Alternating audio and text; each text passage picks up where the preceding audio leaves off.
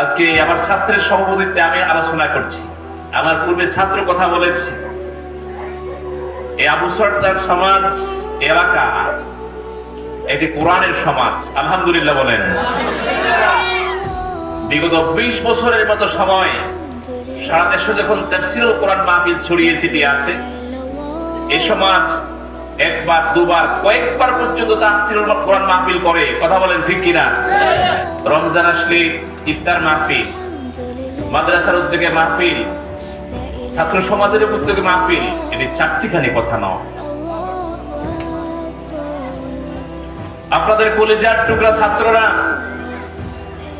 অধিকাংশই মাদ্রাসায় পড়ার কারণে সম্ভব হয়েছে। সুতরাং আমি অনুরোধ করব, আজকের এই যে ছাত্র সমাজ নতুন